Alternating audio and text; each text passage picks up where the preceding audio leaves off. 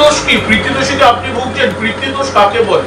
আপনার দ্বারা যদি কুলপুরীকে অসম্মান করা হয়, আপনার দ্বারা যদি গোকে অসম্মান করা হয়, মানে গরুকে যদি অপমাননা করা হয়, আপনার দ্বারা যদি অসত্য বট, নিম, এই নারকেল, এই ধরনের গাছের কোনো ক্ষতি হয় আপনার হাতেতে, আপনার দ্বারা যদি সৎ ব্রাহ্মণকে অপমান করা হয়, আপনার দ্বারা যদি কোনো গুরুজন ব্যক্তির মনেতে কষ্ট থাকে, তাহলে জানবেন আপনার লাইফে পিতৃদোষের সৃষ্টি হবে।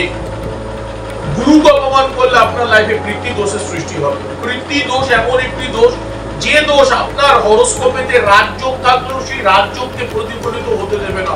এই পিতৃদোষের দরুন সারাটা জীবন আপনার আর্থিক কষ্ট, আপনার মানসিক প্রতিপত্তির কষ্ট, আপনার শারীরিক কষ্ট, রোগের ক্ষেত্রে আপনি ঘন ঘন ভুগবেন। আপনার পরিবারের লোক অনেক রকম সমস্যার সাফার হবে।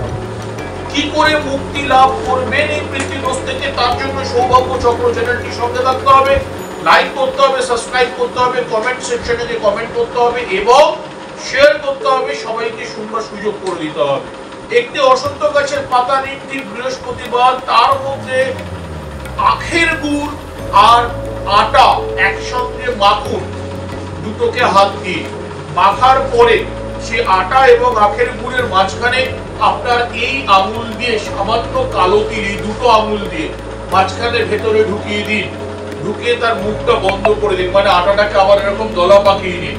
পাকিয়ে নিয়ে ওর মধ্যে 5টা হলুদের টিকা, 5টা কুমকুমে টিকা নিয়ে সেই আখের গুড় সমেত আটা এবং অসত্য গাছটির পাতা নিয়ে যে কোনো অসত্য গাছের গোড়ায় নিয়ে গিয়ে রেখে দিয়ে আসুন। নিজের মাথার উপর অ্যান্টিক্লক সাতবার ঘুরিয়ে এবং হাতে জল নিয়ে জলটি যেন এইভাবে পড়ে বা এইভাবে যেন এখান থেকে জলটি পড়ে। হাতে জল নিয়ে ঠিক এই দুটো আঙুলের মাঝখান থেকে জলটিকে ফেলে পিতৃপুরুষের উদ্দেশ্যে বলুন, আমার দ্বারা জীবনে যদি কোনো কায়িক, মানসিক, বাচিক ভুল বা পাপ হয়ে থাকে, আমাকে এখান থেকে মুক্তি লাভ করুন, আমাকে এখানে মুক্তি লাভ করুন।